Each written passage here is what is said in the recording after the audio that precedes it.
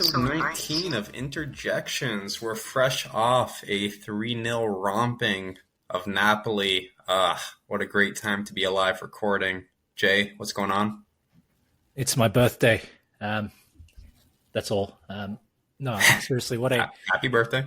Thank you. What a perfect game that was, seriously. We played with all the confidence of a champion team, to be honest. Napoli they felt like a B-grade team against us today, and that's the kind of dominance that I was hoping for us to assert. We'll get into it, but yeah, the game fully met and exceeded my expectations. So what a birthday gift. Yes, happy 40th. Irfan, what's going on, man? As someone who's almost 40, you gotta push that out more, Andrew. You gotta be like happy 50th or 60th. But no, doing well. Like Jay mentioned, like you mentioned, great win. It's a good time, really good time to be an Inter fan right now. So no complaints, and excited to talk about it. And happy birthday, Jay.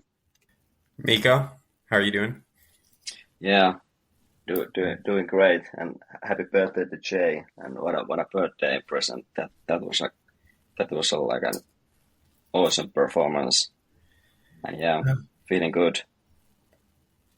Let's dive right into it, because I don't think the most optimistic of the Mikos of Inter fans could have predicted such a thorough victory. Let's start from the top. So the game kicks off and we're playing pretty well, and then Thuram scores the offside goal, and you're feeling pretty confident about the way we're playing. But then De Vrij goes down with what looks like a hamstring injury, and you're starting to count the defenders we have on our fingers and realizing that we're really quickly running out of able bodies. So then something this podcast has been clamoring for weeks happens, and that's Augusto comes in and he's deployed as a left center back. So Jay, immediately after we make that substitutes, it becomes a bit downhill. Napoli has a good 5 to 10 minutes of sustained pressure. What was your reaction to the injury and maybe the response to the injury from the team? Definitely unlucky on De Vrij's part. I've been a massive critic of De Vrij over the past 2 years, but to his credit, he's seemingly kind of recovered to some extent this season in particular.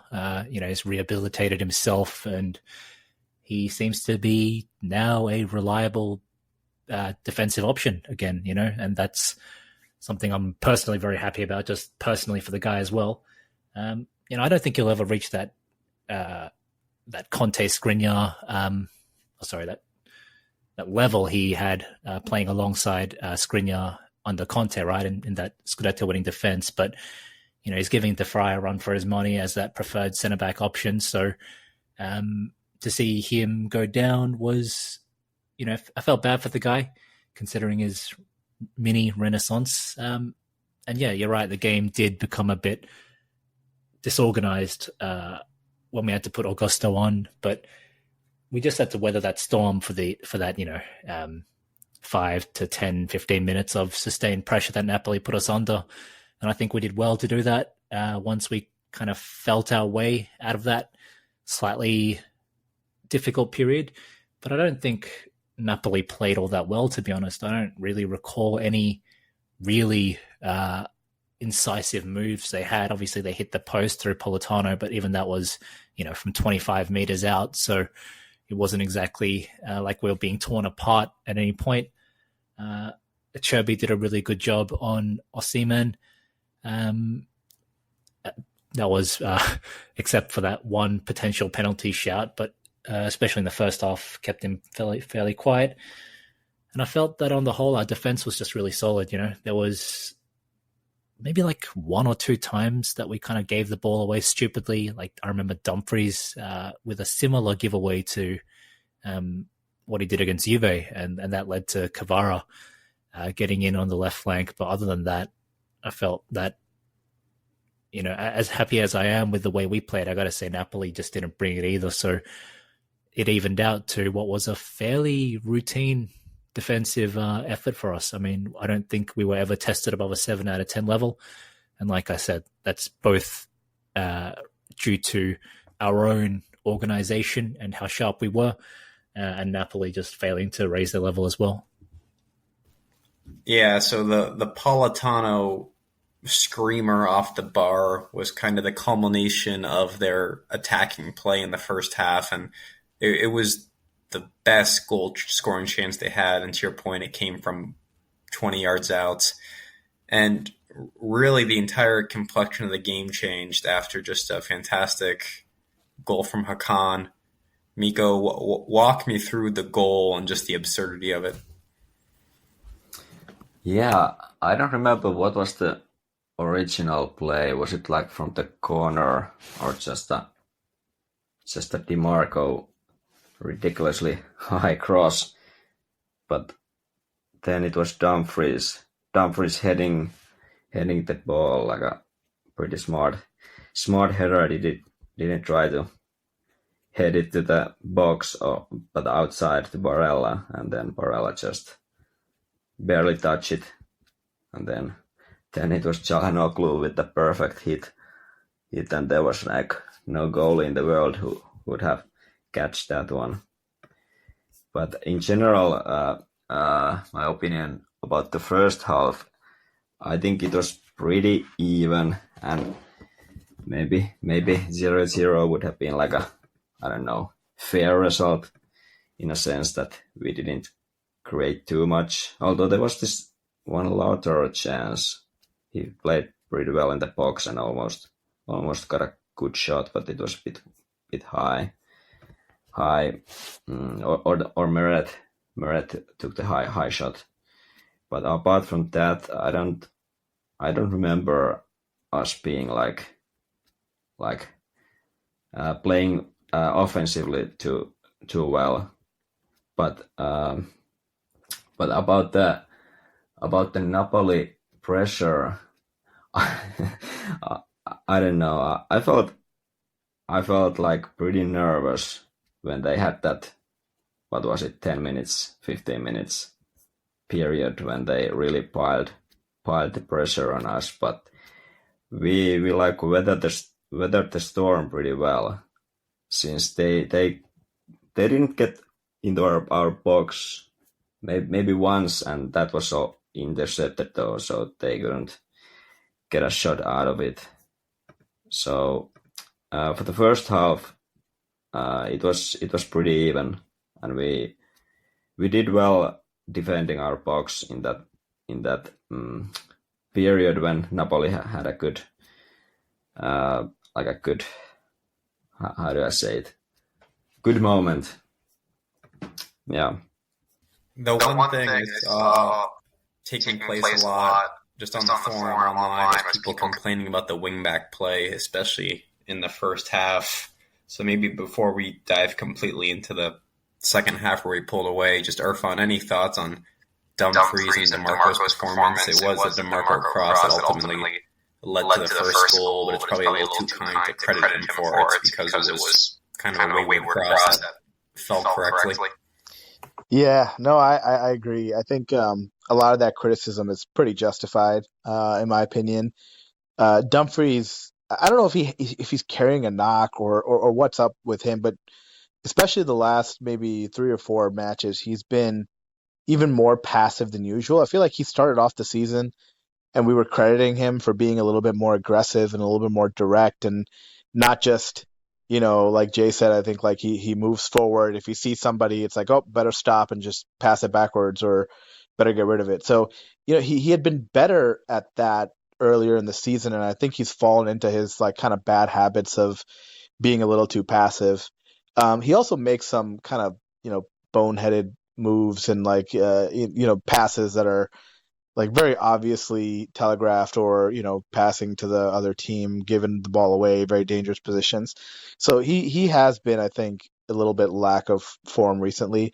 DeMarco, I think, falls into like a similar kind of trap. Like I mentioned in the last episode, I think DeMarco really misses playing with Bastoni on that side. I feel like they had a really good connection, and I think DeMarco felt a lot more comfortable building up the attack on the left side with Bastoni there versus what he tends to do now, which is like if he gets the ball, he'll try to like stream towards the byline and like, hack in a cross. And a lot of the crosses are really not that great, not that accurate. And even if they do end up in resulting in a goal like they did today, like you said, it's hard to credit him for it. So I think a lot of that, criticism is justified. But I do wonder how much of it stems from, the fact that we have kind of makeshift left center back and right center backs going. Not to take anything away from Darmian or from Acerbi when they play in those positions, or Augusto like he did today, but I think there's a certain level of comfort that you get when you play with the same partner on that side, especially between the wing back and the left and right center back, because so much of that involves kind of overlapping runs and position swapping and kind of knowing positionally that someone has your back if you commit forward and all that sort of stuff. So maybe that's linked to it a little bit. But yeah, I agree. Like the wing back play hasn't been great. I think what struck me today was just how strong our like defenders are. Like we've talked about this, we praised this guy a lot, but man, Darmian he's just such a gem. Like he plays wherever he's asked to play, and he plays so well. He's just so solid in so many ways. And Acerbi too, Jay mentioned it, like he went up against, probably the best striker in the league. Maybe this year Lautaro's giving him a run for his money, but he handled Osimhen pretty well.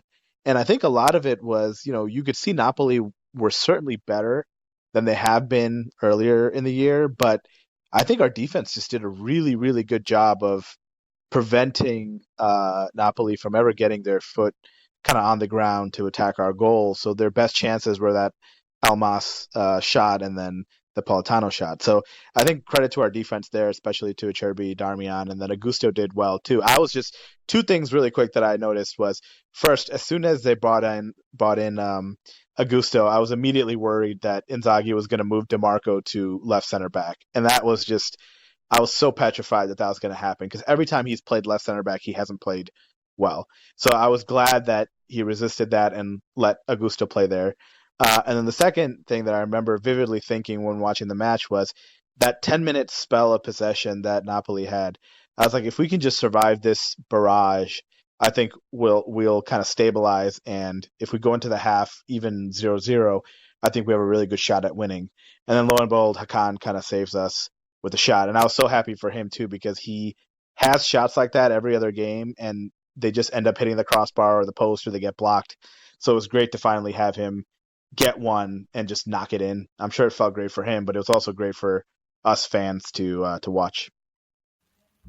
Before we move on to the goal in the second half, right before that, there was kind of a penalty shouts after an Acerbi foul in the box. Jay, you touched on it briefly, so maybe we can just get everyone's thoughts. I thought it was pretty clearly not a penalty. It felt like very soft contact. Acerbi did make contact with his foot, but Osimhen wasn't really playing the ball at the time. I felt like he'd already lost possession at that point and thought it would have been a weak call. But they did review it, I think, for a decent amount of time, or so it seemed on the broadcast. So just curious, maybe starting with Jay, just your guys' thoughts on whether or not that was the correct decision. Are we talking about the same penalty call? The one I'm referring to was in the second half. It was, I think, just before we scored our second goal. But yeah, that's exactly what I'm referencing. Sorry if I wasn't clear. I don't know. I mean, I've seen those given before. You know what I mean? Even though, like I mentioned, the coming together of Acerbi and Osimhen was pretty routine, and I'll get to that. But even though it was a routine coming together, you do see those given. And like I said, I felt Acerbi kind of bundled into Osimhen pretty clumsily, and that can always tempt the ref into giving those. What I was going to say was, I mean, obviously impossible to accurately gauge, but I'm a big fan of refs using some, I guess, educated guessing, or rather some common sense, just to make an educated guess on how much contact is necessary for a player to actually go down. You know what I mean? Like if you're running a full pelt and some guy just lightly taps your ankle, then that's enough to put you down.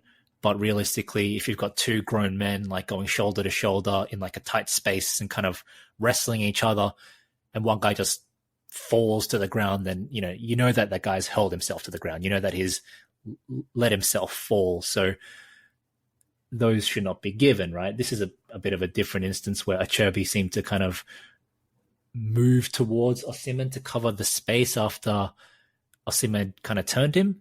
And in that movement, he made contact with the back of Osimhen's leg. So again, for me personally, a bit of a 50-50, and I'm surprised that more people I'm surprised to see how many people are very, firm in thinking that it's not a penalty. But again, if the ref applies that kind of thinking that I just described and tries to make a decision on, is that enough contact? Not just is there contact, because there is clearly enough contact, but is there enough contact for Osimhen to go down like that?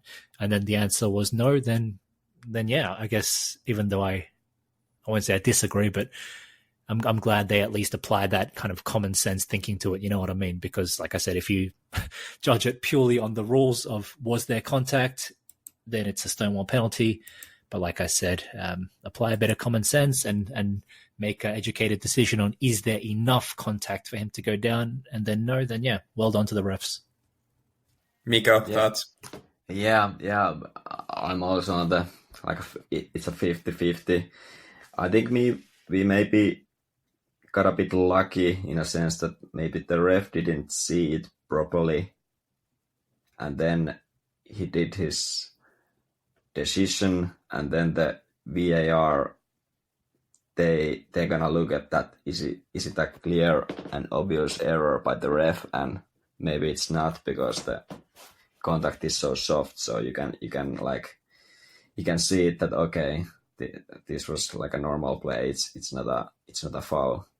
So maybe we got lucky in a sense, because I agree that some other ref might have given that, and maybe I would have been like, okay, well, what are you gonna do? That's a penalty. So because in that sense, also in that case, it wouldn't have been a clear and obvious error, I guess, at least. So my call is it's a 50-50, and we got lucky. Yeah, see, I'm kind of with Andrew on this one. I feel like there was contact, no doubt, right? There's definitely contact, but it was so, I don't know, like incidental and gentle. Like, had Osimhen not fell down, like I don't think anyone would have tried to argue that was a penalty. So he fell. Props to him. Obviously, any player probably would or should have done that. And then they didn't call it. So like 50-50 might be a bridge too far for me. Like I think had they called the penalty, I probably would have been like, this it's kind of BS. Like it was a pretty light touch. But it wouldn't have been like, egregious either. Like it wouldn't have been some, miscarriage of justice by calling it a penalty. So maybe instead of 50-50, I'm like 70-30. But yeah, I'm glad they didn't call it. Obviously as a fan, but also as a fan of the game, because like Jay was mentioning, like I always appreciate when they actually use their head and they kind of don't just go by the blind rule. They actually think about what happened and put it in the context. So, yeah, I think it was a good non-call. But yeah, it could have been called. Yeah, and in the rules, not every contact is a foul. So we're gonna remember that. Football is a contact sport, so it's not an automatic foul if there's a contact.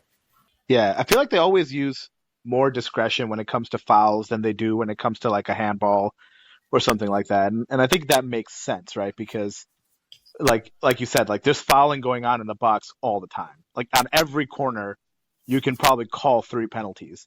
So it makes sense for them to use their judgment a little bit more when it comes to fouls inside the box versus something like a handball. But, like we've seen, there's been pretty egregious even handball calls where you're just like, fine, maybe by the rule of law or like by the letter of the law, it's a penalty. But like, wow, that is extremely harsh. So I guess, yeah, it can go both ways. But I'm glad that on fouls they use their discretion a little bit more. Yeah, I've definitely seen softer penalties called, primarily in Milan games, if we're being honest. Yep. Let's talk about the second goal, which kind of ended the game. Man, just this is. I guess the Thuram goal against Milan is probably the goal this season. Well, okay, we have lots of high quality goals this year. The DeMarco goal against Frosinone is probably the goal of the season.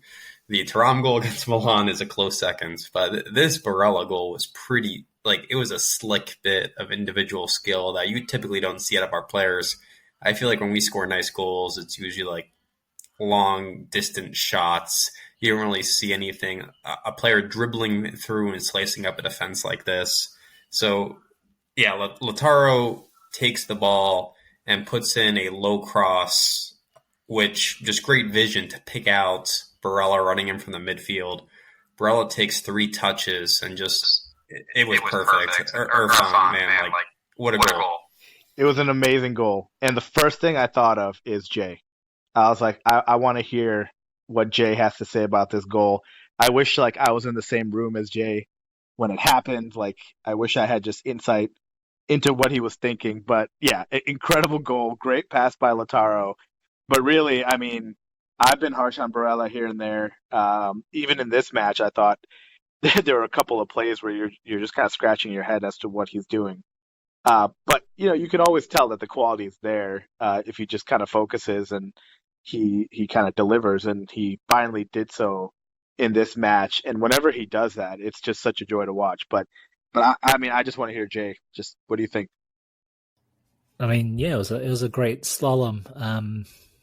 Yeah, I don't. It's such a long time ago. I don't know if you guys all remember, but Maxwell's first goal for Inter in 2006 against Parma. Do you remember that slalom?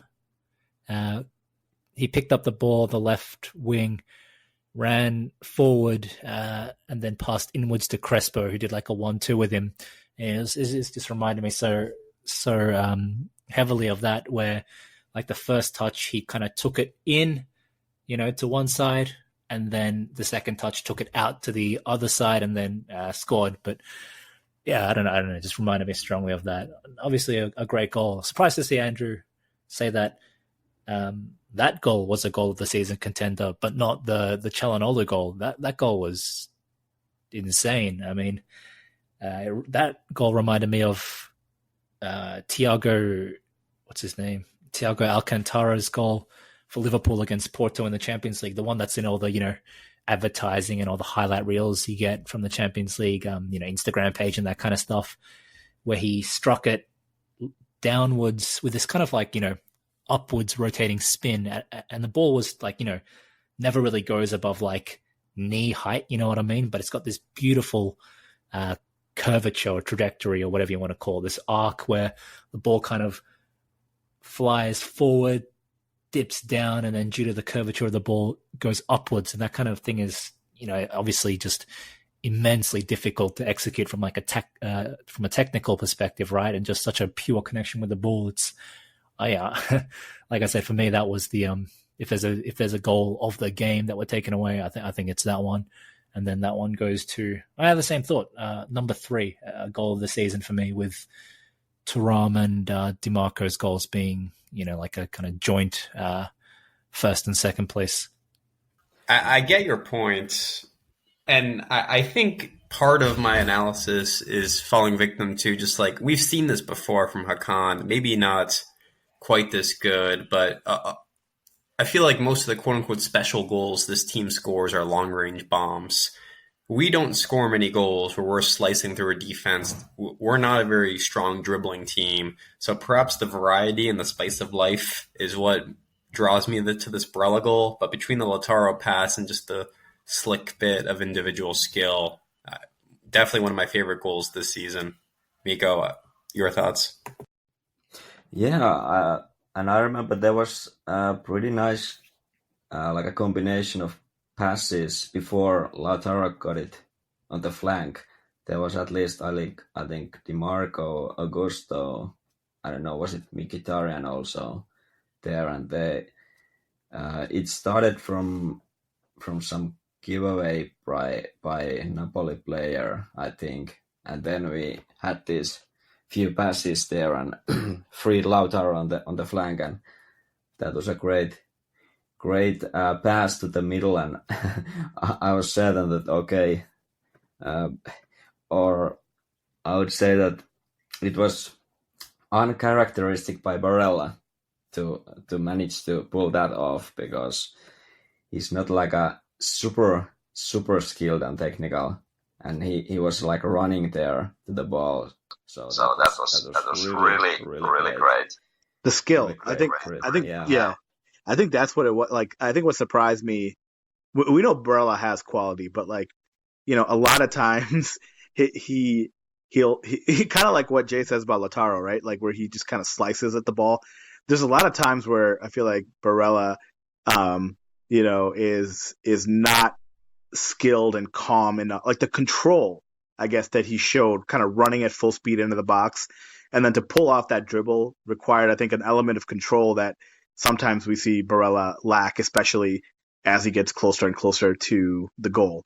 So I think that kind of struck a lot of people, struck me. But that was definitely impressive. So after that goal, for me, it really felt like the game was decided. Napoli didn't really have any clear-cut scoring chances after that. In fact, I think we had pretty much all the good chances in the game after that inflection point. Maybe we can hit on the final goal from Thuram, which was mostly the work of Cuadrado, but I'd say even then, not to take credit away from him, but man, I don't know what Napoli was doing. They left him all sorts of space, and if you leave Cuadrado that much room on the flank, he's going to put in a good ball. This isn't Dumfries out there. You have to close the guy down. So they didn't close him down. He puts it on a silver platter for Thuram, and you've got a 3-0 comprehensive victory in Naples, which is by far one of the harder fixtures to play at. Just a nice cherry on top. Look, firstly, credit to Barella. I'm going to wrap around because I've got like a number of small points on this, but firstly, credit to Barella for having the kind of, what's the word I'm looking for here? The poise, the kind of awareness to realize that Cuadrado was completely open on that right flank and play a nice long ball to him.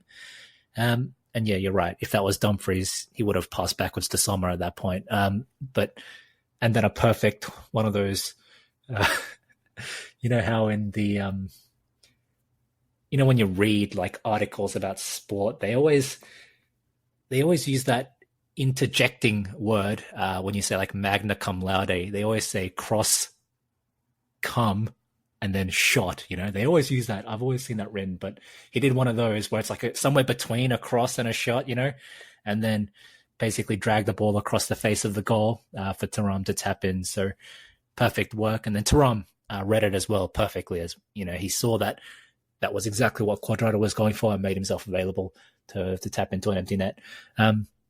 Just want to go back on to Barella having the kind of sense of mind and the awareness, and was able to slow himself down and not rush things, because I felt like there was this 10-minute stretch from like the 55th to 65th minute or so where we could have done exactly that if Henrik Mkhitaryan just was a bit more switched on today. There's so many times where a little bit of poise, a little bit of awareness, just being able to kind of slow yourself down, take stock of your surroundings and go, okay, there's a pass out here. There's an open player here. We've got the numerical advantage here. And we could have essentially, constructed a move with more, just constructed a move better. But so many times Mkhitaryan had the ball and then he would just go for these like neat little 1-2s in close proximity with Hakan or with DeMarco down the flank. And I'm like, dude, there's no one on you. Just stop, turn to your left and then release Dumfries, or pick out Thuram is kind of floating in from the left flank and is giving you like a forward pass to make. But Mkhitaryan, like I said, he seemed to play with such little effort in the second half. And and Mkhitaryan is not a player who just half-asses it, willingly at least. So I definitely attribute that to just tiredness, to fatigue. And I was screaming for Fratesi to come in earlier than he did. And, I read an interesting view that it's probably down to Inzaghi's lack of trust in the backup players. But I personally don't think Fratesi, deserves to be, bundled in with the likes of Sensi or Agume. You know what I mean? We'll get to the Benfica match, but after that match, I was thinking to myself, who's the man of the match here? It's such a wild game, and I kind of cautiously thought it could, Fratesi's like a low key, a real candidate for man of the match, and I think the Inter website or the UEFA, actually I don't know about UEFA, but I think the Inter side at least gave him man of the match, and I think he's more reliable than what we're seeing. I think he can contribute a lot in defense, and he does have that attacking mindset to be able to pick out these passes, even though he's not like a renowned passer, right? I think he has that common sense, that vision to an extent. And when Mkhitaryan's not on point, as he hasn't been for a number of games now, then you gotta trust Fratesi more than you do. And but yeah, look, I'll wrap it up about this game's second half. What can I say? We completely tore them apart. We held our own. We didn't feel under threat for the most part. I mean, there were some odd scrambles here and there, which we expertly handled. Credit to Darmian, credit to Acerbi, even though there was that dangerous moment included. And I'll finish by saying this is what I wanted us to do to Juventus. Not win 3-0 away, but just play with a bit more kind of authority. Like I said at the beginning of the episode today, we bossed Napoli around. It felt like a champion team, coming up against like a young upstart and being like, no, settle down, mate, and just putting them in their place. It felt like what Man City did to Arsenal, you know what I mean? Just showing like, look, you guys are good, but we're better. This is what you need to kind of be the champions, which is ironic because they're the champions right now because they're defending champions. But we just showed that we're a better team than them today. And I felt like with not that much more effort or risk, we could have done the same to Juventus, especially considering their numerous injuries and things like this. But whatever, it's all water under the bridge. What's done is done. So I'm happy with the 4 points between Juventus and Napoli. And yeah, I can't say enough how pleased I am with the boys today. Nico, any final thoughts on the game? Yeah, I'm like very very happy with the overall performance because like it's been mentioned, we didn't really let Napoli do much in our box. Acerbi kept Osimhen out of the ball in the box, and Darmian got Guara pocketed, and we played our typical defensive game that we let the opponent cycle the ball around, but they can't get into our box too well, and I was very happy about that. And even if the 0-1 goal was kind of I would say a bit lucky in a sense that it was like a long shot. It could have been Politano could have scored, or Elmas, and it would be a different game. But good for us, it was Çalhanoğlu this time. So that kind of shifted the balance a bit because it came right before the halftime whistle. So it was a really important mentally for Inter, and then we were able to come to the second half with like a good feeling that okay, we are leading, we just continue like this and wrap this up. And then we scored the second goal. It was like a 60th minute. What was it? It was 61st minute, and even that, or even at that point, I felt like, okay, this is really good, but this is still quite early. It's 30 minutes, so there's a lot of time. But we like took over from there. I felt like Napoli almost like conceded already the whole game at that point. They just gave up.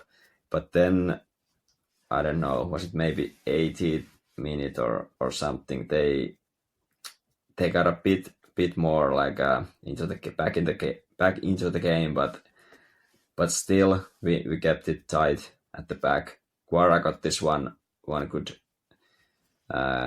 He was free in the box, or he freed himself in the box and got the shot, even though it was a narrow angle and Sommer got it. Apart from that, there was nothing. But then the Thuram 0-3 goal. But yeah, really happy about this. The overall performance. I wanna, before handing to Irfan, I wanna mention some stats from this game. Napoli had the possession 57 and we had 43, but then shots on target was even for both, and we had the big chances 3 to their 1.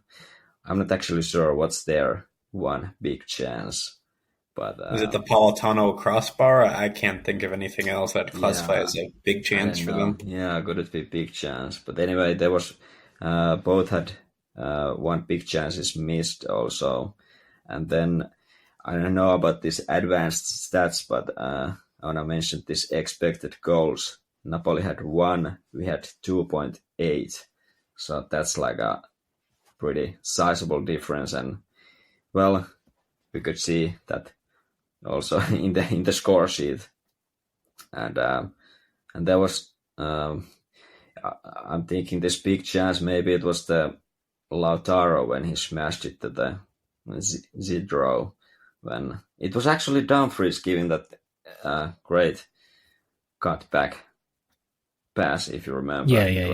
It was 0-2 at that point, I think, and then Lautaro couldn't keep it low enough. But yeah, great performance anyway. Very happy about this match. But I gotta say, guys, I feel like, I mean, we're obviously all Inter fans here, and so yeah, nice, Jay.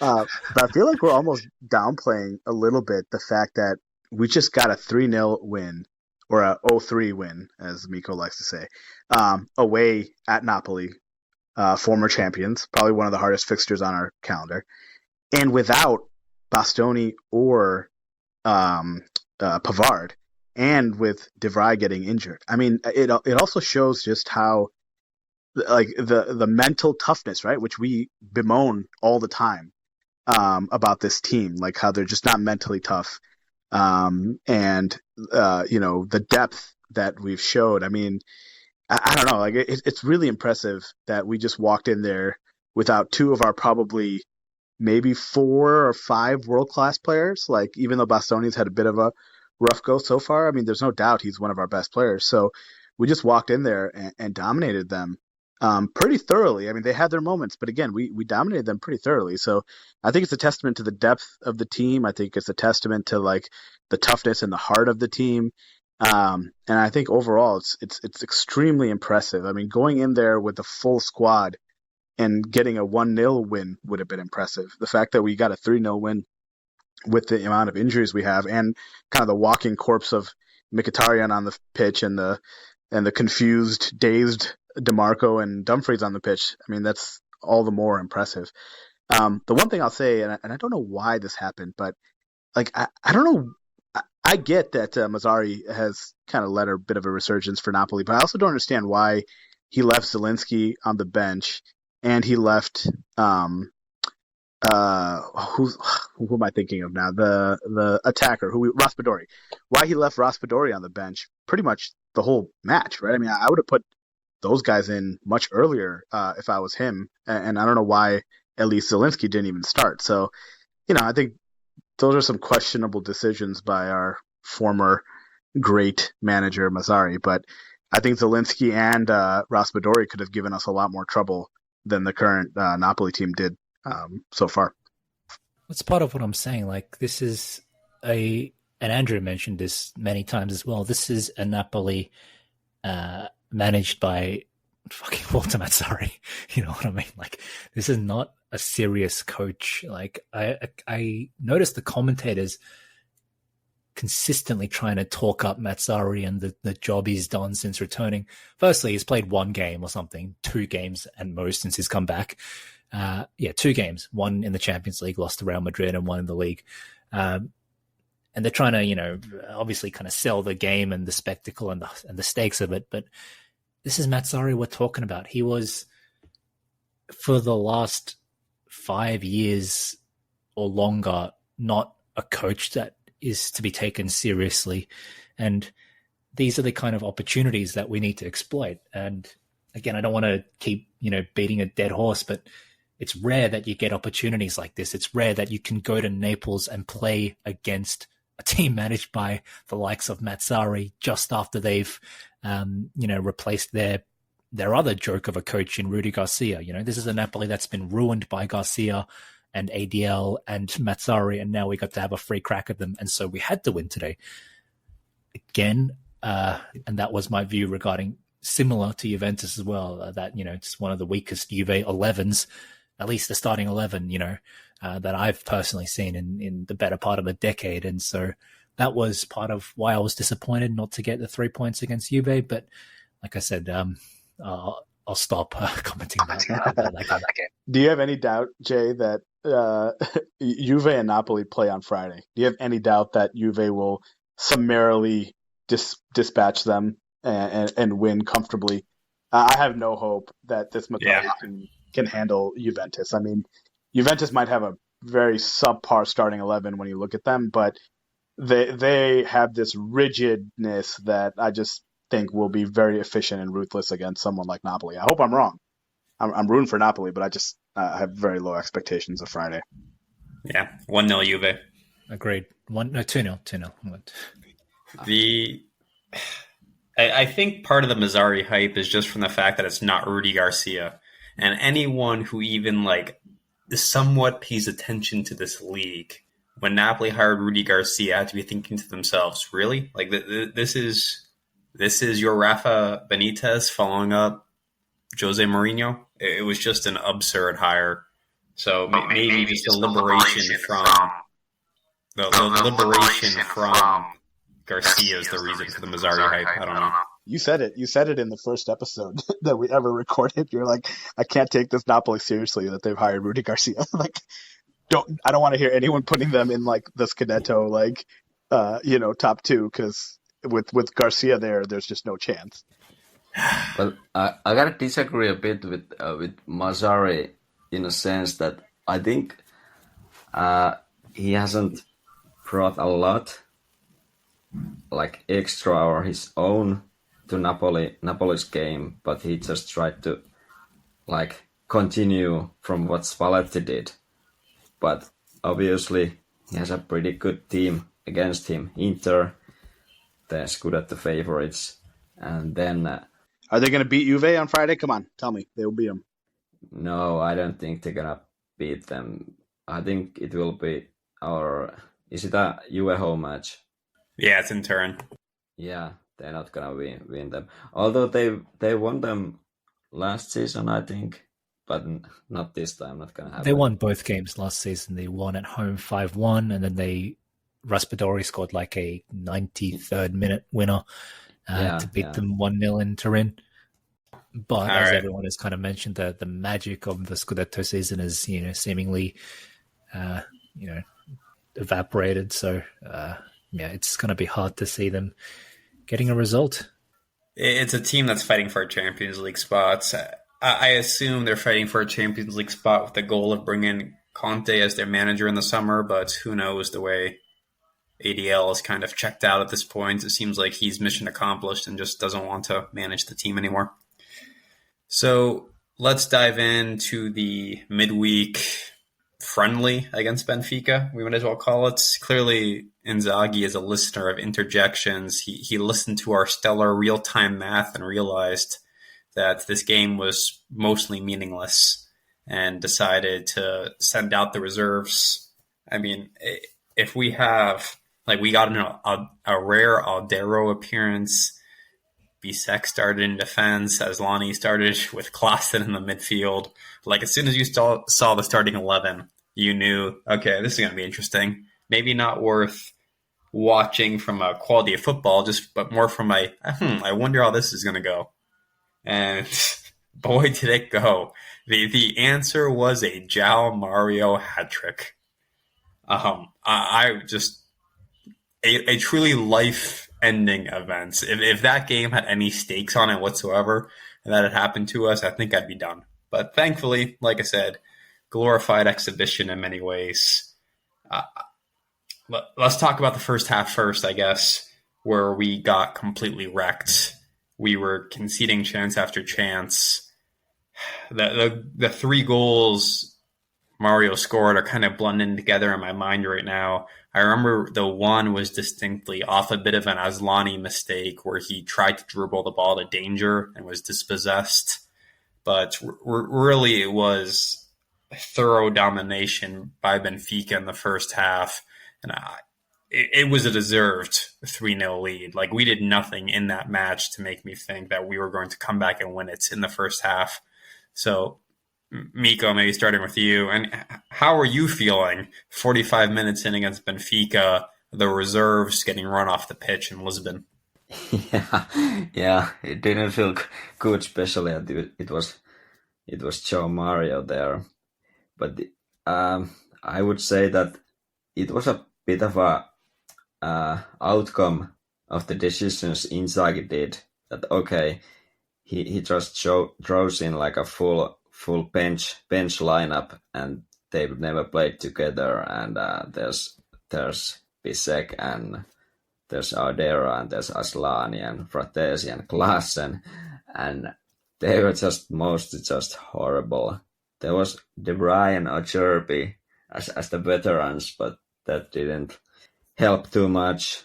And the defending, it was just awful. I don't know. Maybe the decision of the coach somehow like affected the players as well. That they didn't have like a proper mental, I don't know, approach to the match, because there was so much ball watching and stuff like that when we were conceding the goals left and right and middle. Fratesi was there, Bisek was there, where it was their flank, and João Mario was playing there, so obviously they were, I think, at least at part fault for these goals. But okay, I'll come back with the stats later when we move to the second half. But yeah, the first half was terrible. I was just watching it that the first half, and I was like, oh man, this isn't happening. What is going on? This is embarrassing. Yeah, that was my feelings of the first half. There was like nothing's going right for us. Jay, I'll give you the forum to slander Asllani before Irfan defends him if you'd like.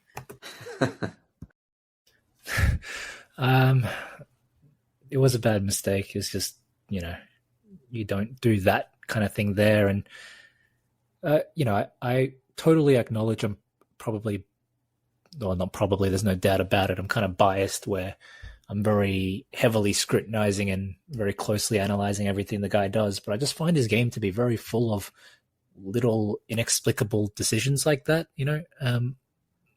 I sent you guys a clip a few weeks ago where it was in the Salzburg game, which we won 1-0, where we basically cycled the ball back from the left flank. So DeMarco passed back to Sommer, who passed to his right, to Darmian, and then Darmian kind of squared it into Asllani. And at this point, Asllani's got 2 players behind him, kind of like on his left and right, and then 2 players in front of him to his left and right, but further apart, wider. So he's kind of stuck in the middle of like a trapezoid, if you know what I'm saying, of Salzburg players.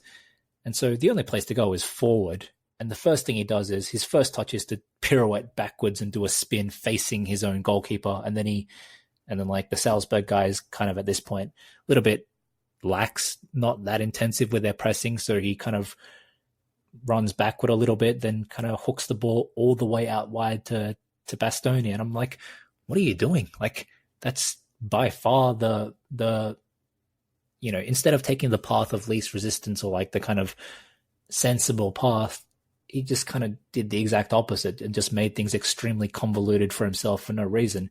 If anything, he could have just hooked it to his left first time for Bastoni instead of needlessly doing a first touch, 180-degree spin and putting himself slightly in risk had the Salzburg players been a bit more, aware. But this was like the worst version of that yet, where he kind of, again, needlessly did this, what do you even call that, where you like, put your foot on the ball and then, roll it towards you and then, try to accelerate off the back foot forward with the ball. Like why do that? You know what I mean? And yeah, like I said, I just find his game to be full of these little random, inexplicable decisions. So honestly, those are the things that kind of irritate me about the player. And those are the harshest things I can really criticize a player for.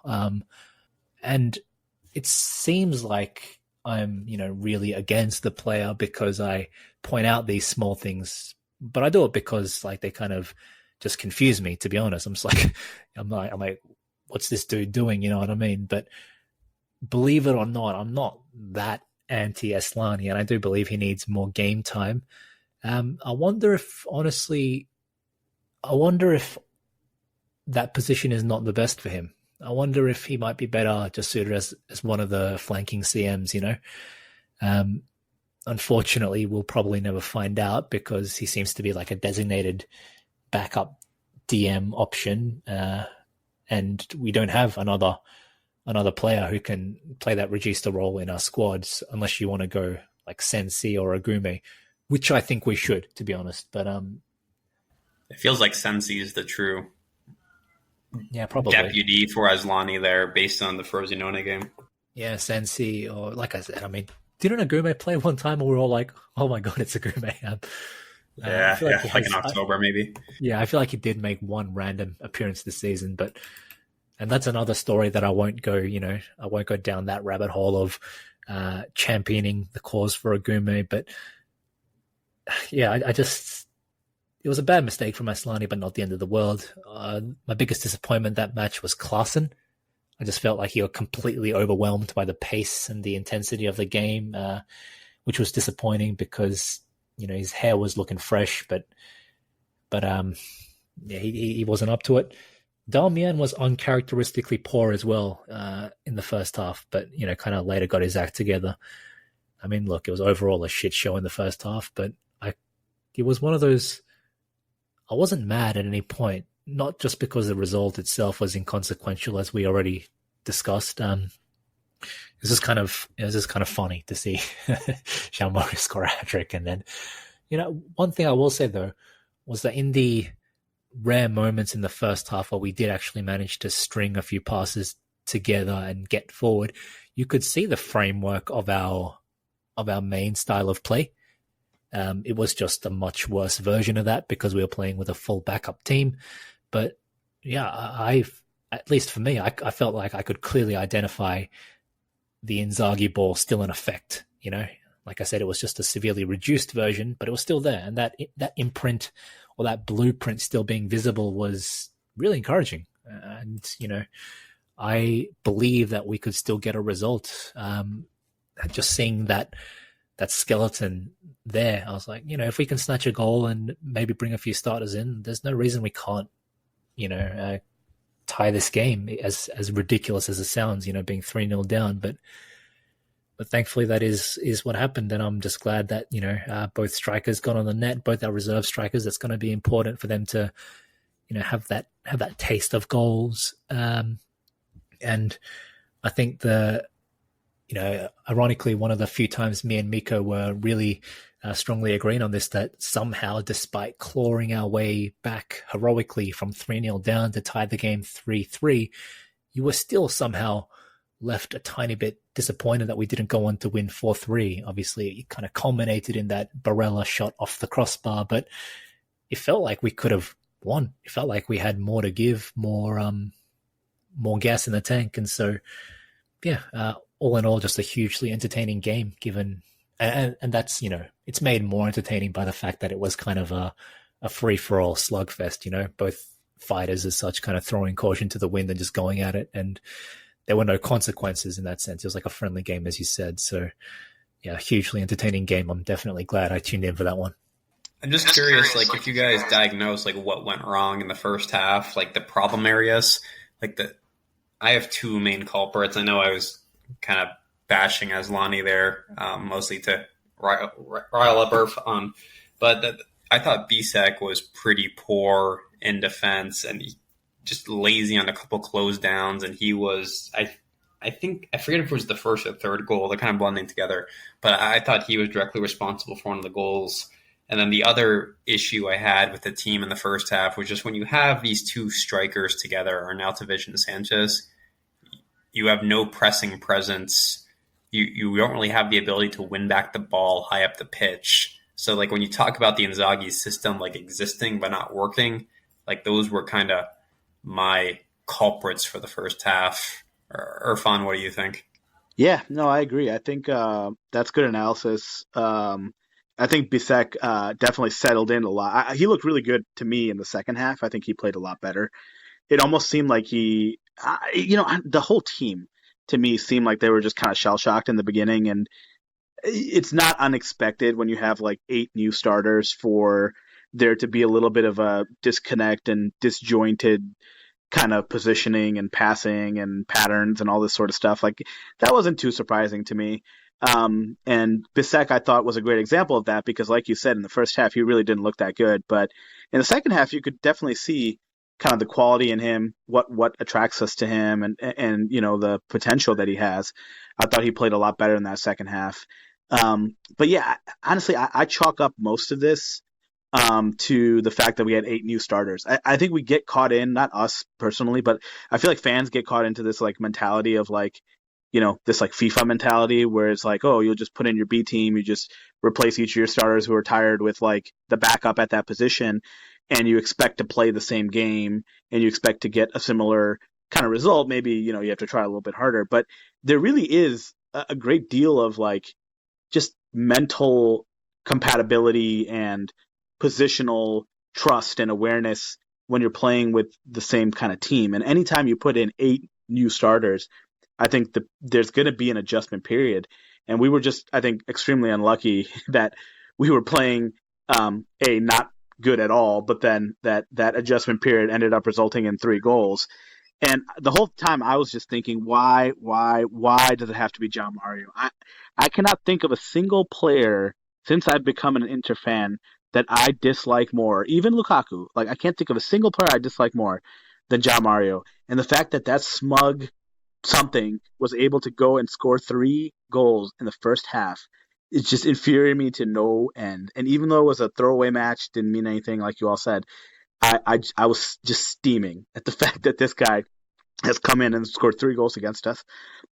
And one of them, elephant in the room, I totally acknowledge was Aslani's mistake. Like, you can't do that. You can't pretend like you have that much skill and time on the ball to be able to try to dribble through 2 players close to your own box. And so it's one of those things where I'm hoping that he tried it and it failed miserably, and now he knows not to do that kind of garbage again.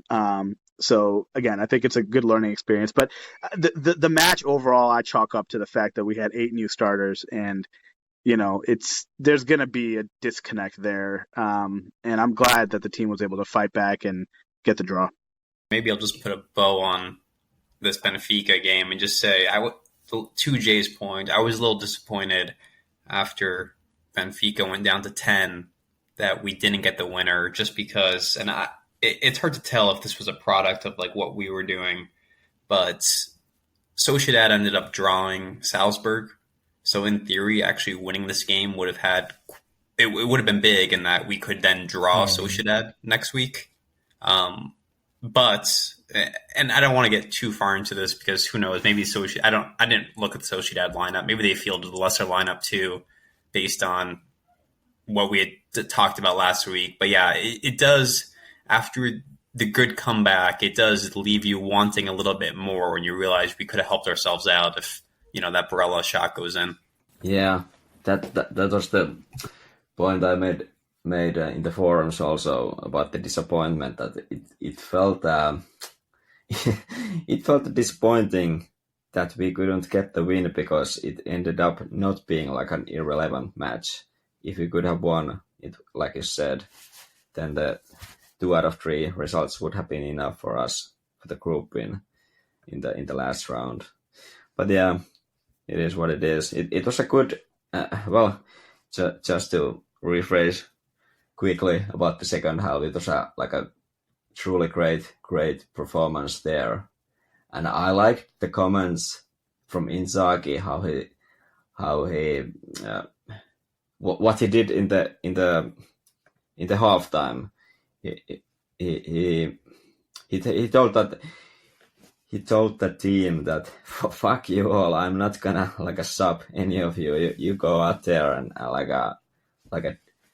fix this thing, and they almost fixed it, but then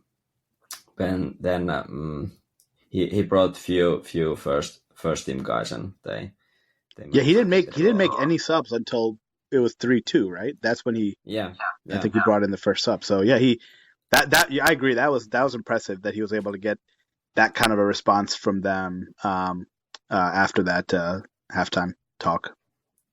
Yeah, and it felt like, okay, now it's 2-3 or 3-2. Now we're gonna get the draw eventually, and then he brought a few first team guys, and we got the penalty. Thuram was it Thuram who got the penalty and so on. But yeah, too bad for the Barella shot, and I think there was few chances for Quadrado to do something better than what he did on the right flank. But yeah, it is what it is. All right, let's dive into. So there's no Champions League match this week, thankfully, because frankly this defense is running on fumes, and we need somebody to recover and come back healthy. So Udinese next weekend. Yeah, home match against Udinese next weekend. Now, this is a favorable match week for us. We already talked about Juve have Napoli, Milan have Atalanta. So there's your other 3 Champions League contenders, all tied up in tough fixtures where we have what should be a comfortable game against Udinese. To recap their season, they have 1 win. They had an inexplicable 9 draws on the year. So they just do not win football matches against Milan. It's really insane, actually, when you think about it. They are tied with 20th place Salernitana, I think, for having so few wins, and yet here we are. They're out of the relegation zone. So when you look at their team, I'd say, honestly, Samardžić is one of the better players in the team. They have old French national team player Florian Thauvin, I believe, coming off the bench. He's a player I have quite a lot of respect for. I believe their striker's Isaac. Those are kind of the 3 names that stick out to me on paper as danger man. And then the guy I was screaming for us to sign on a free all summer, Roberto Pereira. So that's kind of what I look at as their team, as the danger components. But this is a game you expect 3 points from. I mean, it's at home. I believe last year we beat them at home. It was 3-1, and we lost against them in the away fixture. So I don't know. We have a pretty good history against Udinese. In terms of what to expect, I'd say they're going to sit back. They'll be deeper. This isn't a team that likes to press a lot. But I don't know. Any thoughts from you, Jay? I mean, this has to be a win. Inexplicable draw. No, I'm kidding. There's no other option. We have to win. Thanks to the draw against Juventus and Milan picking up 2 points, 2 wins, they've gained 2 points on us, as have, I think, Roma, I think. So even though we forced Napoli down, the others are, I won't say they're close. Milan's on 29 while we're on 35, but you get what I'm saying. Juventus, Milan, they're all thereabouts. So you have 1 week where a result doesn't go your way and it goes your opponent's way. Next thing you know, the results or the table gets too close for comfort. Obviously, it's just part of football, but why allow that pressure on ourselves if we can avoid it? So just go out and win. There's no excuse not to win. So we have no option other than to perform and to get the win. And given that we now have a week finally to prepare for the game, I'm hopeful that we'll see another commanding performance. Hopefully we'll have Bastoni back for this one. And yeah, we need him back. Yeah, and I've been checking some Inter news since the game ended, but I haven't seen anything about De Vrij, so no idea. No idea what's going on with him, but hopefully his injury is not serious. But it did look like a hamstring, didn't it? So, worst case scenario, it's a couple of weeks out, which will leave us pretty thin. And who knows, Bissek might get another start, but the main recovery that we're hoping to make is Bastoni, obviously. And if Dumfries does have some issues, then hopefully him and Quadrado can both inch back towards full fitness, because realistically, neither of them are at top condition right now. What happened to Dumfries? Well, Dumfries was sent. serious. He stayed in Milan for the Benfica game because he had fatigue, and then he went down during the game clutching his hamstring. And I think, did he go off immediately after that? I think he did for Quadrado. Yeah. So Yeah, he did. I was just thinking, is there any info about that injury? I haven't seen anything yet, but I will add before you start, Miko, that Bastoni is expected back next weekend, which is huge, just because once we go back to having 2-3 matches a week, you just can't afford to be using Augusto as a left center back because DeMarco needs a spell. So hopefully Bastoni's back next week. Yeah, that's super important, and it's good to get him back, preferably already in this match, so that he's ready for the Sociedad match as well. As for the Udinese, yeah, their results have been pretty poor. They have only what do they have? 12 points in 14 matches, so that's not good. They just drew with Verona at home, so that's pretty bad. They were leading 2-0 already, but didn't manage to win. I remember last season, this fixture, this Inter-Udinese, it was pretty tough one, actually. I remember they really gave some problems to us, but we managed to win eventually. As for this next week's match, I think it's a win for sure. But I think we're gonna do some rotation there, because there's gonna be the Sociedad match on Tuesday. So we need to do a bit of rotation, just to, if there's these knocks on Dumfries and such. I wouldn't be surprised if Augusto starts instead of DiMarco, but let's see. I think Augusto is so useful player because he can be used on those both positions. He's like a really good, actually, on that center back position as well. He's so strong and like you can't go past him too easily. I like him a lot. He's so like a versatile, a bit like Dumfries, Darmian, in a sense, even if the player type is a bit different.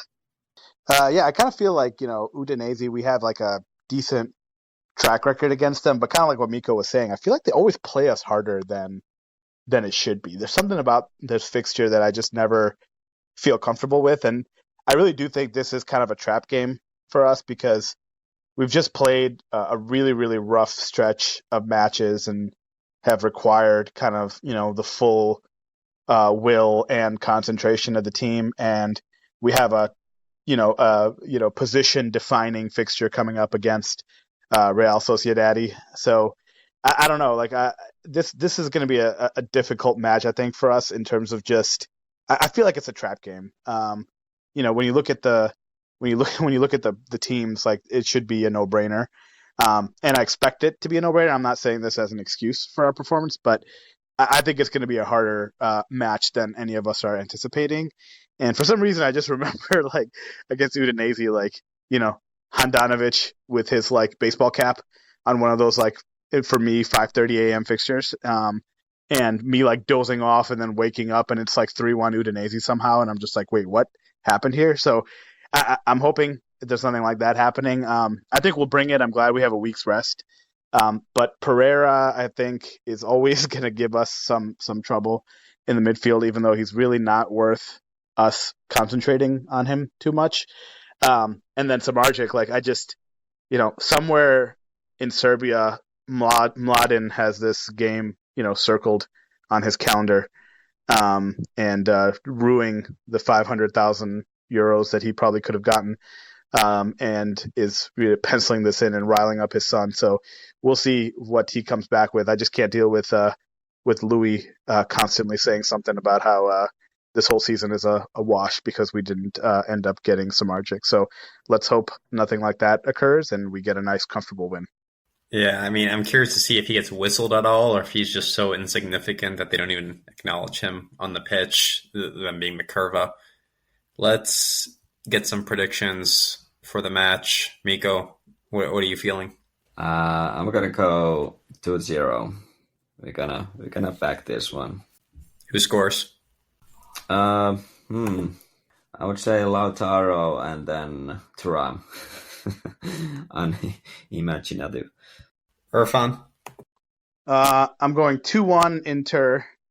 I'm going to go with a Hakan penalty and a Lautaro goal. Jay? Let's go 1-0. Carlos Augusto. I feel like it's due a goal.